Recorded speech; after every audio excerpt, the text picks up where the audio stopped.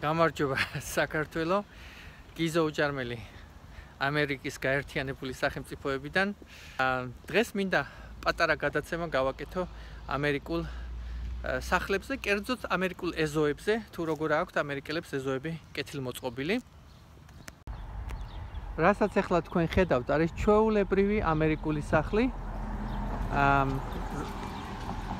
როგორ ლამაზად აქვთ, ხედავთ, გაზონები გაკეთებული.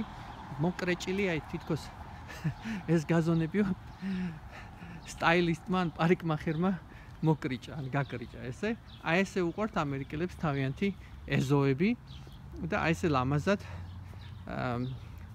აქვთ ყველაფერი გაკეთებული. ხშირად იცით ერთი მეზობელი მეორე მეზობელს ეჯიბრება, ყოველ შემთხვევაში ესეთი შთაბეჭდილება რჩება ადამიანს.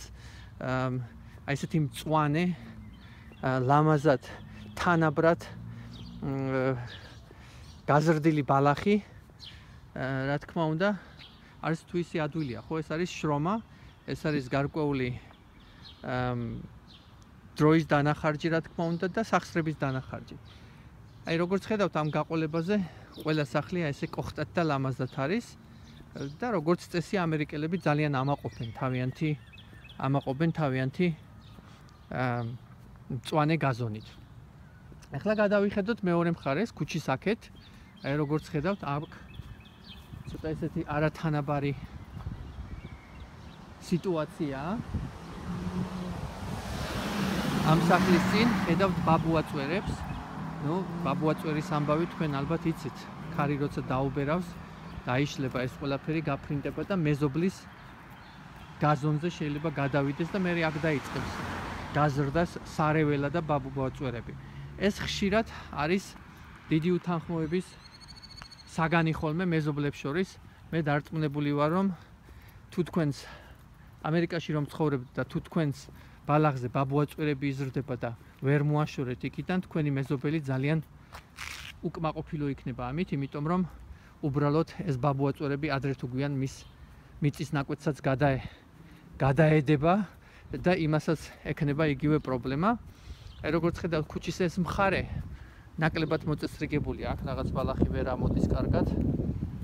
აქ ისევ ამოდის, მაგრამ ხედავთ, აქაც არის უკვე გარკვეული ბაბუაწვერები. ეხლა რა ხდება, როდესაც თქვენ საკუთარ მიწის ნაკვეთს არ უვლით? ან ვერ უვლით, ან არ გცალიათ.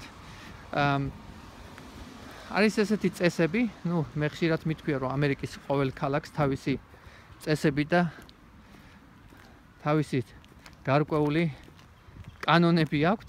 აი აქაც ბაბუაწვერები.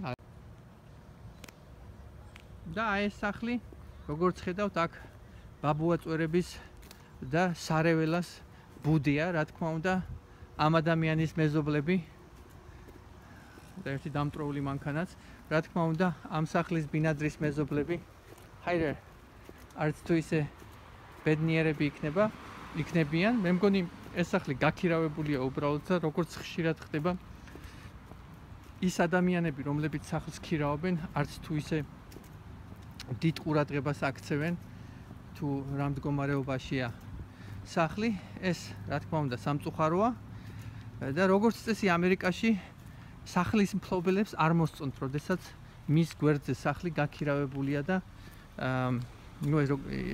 ამ მესმის რატომაც, იმიტომ რომ ხშირად აი ნახეთ რა კოხტა სახლია ეს და აი აქ ეს გაქირავებული სახლი, აქ ბაბუაწვერა და სარეველა იზრდება, აქაც გადმოედო უკვე, როგორც ხედავთ.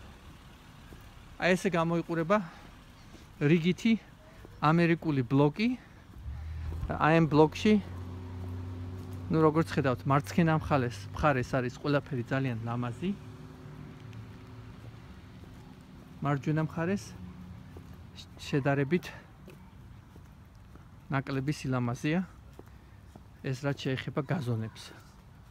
აი ესე გამოიყურება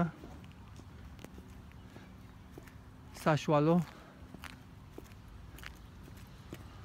დონის ამერიკული ბლოკი. აი ეს სახლი მაგალითად დღეს რომ ბაზარზე იყოს გამოტანილი, საკმაოდ დიდი სახლია. პირდაპირ სალომეს სკოლის გვერდით არის. ეს სახლი ალბათ 150-დან 160,000-მდე ეღირებოდა. მის გვერდზე სახლიც სადღაც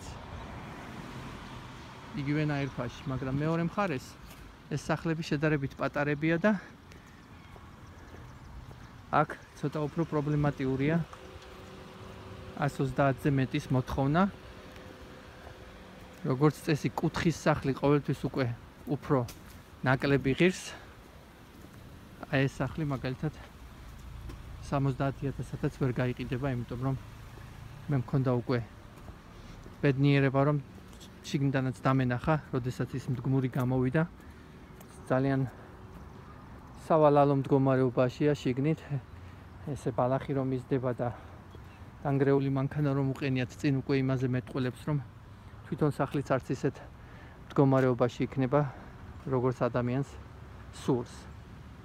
აი ესეთი პატარა მიმოხილვა ამერიკული გაზონების და კიდევ ერთ დავამატებ, რომ მე ვლაპარაკობდი იმაზე, რომ ქალაქს აქვს თავისი კანონები, თავისი წესები და ხშირად თუ თქვენი ბალახი 30 სანტიმეტრზე მაღლა გაიზარდა და არ მოთიბეთ, მაშინ ქალაქი დაგირეკავთ და გაფრთხილებას მოგცემთ. თუ ეს გაფრთხილება ყურად არ იღეთ, მერე ქალაქი გამოგზავნის თავის სამსახურს და მოგითიბავენ ბალახს. დიახ, არის ესეთი სერვისი, მოგითიბავენ რა თქმა უნდა, მაგრამ მერე გამოგიგზავნიან ანგარის, რომლის გადახდაც თქვენ მოგიწევთ. როგორც წესი, ეს იქნება უფრო ძვირი, ვიდრე თქვენს მიერ დაქირავებული რიგითი ბალახის მთიბავი. დღესდღეობით ეს იყო. იმედია მოგეწონათ ჩემი პატარა გადაცემა ამერიკული მწვანე ბალახის შესახებ. იმედია საქართველოში ბალახი სულ მწვანე იქნება. ალბათ მიაქციეთ ყურადღება, რომ ამერიკელებს იშვიათად აქვთ ღობეები. იმედია საქართველოშიც მოვა ის დრო, როდესაც ჩვენ ერთმანეთისთვის ღობეების შენება აღარ დაგვჭირდება, რომ ერთმანეთისგან თავი დავიცვათ, ან არ ვიცი, რატომღაც ხშირად ამერიკაში არავის არ მოსდის აზრად ღობე ააშენოს და ღობეს თუ დაინახავთ, ის როგორც წესი დეკორატიული ხასიათისაა, ან და იმის გამო, რომ ვიღაცას ძაღლი ყავს, ან რაღაც შინაური ცხოველები, თორე ისე ღობე მაინც და მაინც იმ მნიშვნელობით არ შენდება, ან არ კეთდება ამერიკაში, როგორც საქართველოში. იმედია, კარგი დღე გაქვთ. დღეს იმედია, ეს პატარა გადაცემები გეხმარებათ უფრო მეტი გაიგოთ ამერიკის შესახებ და ბედნიერ დღეს გისურვებთ.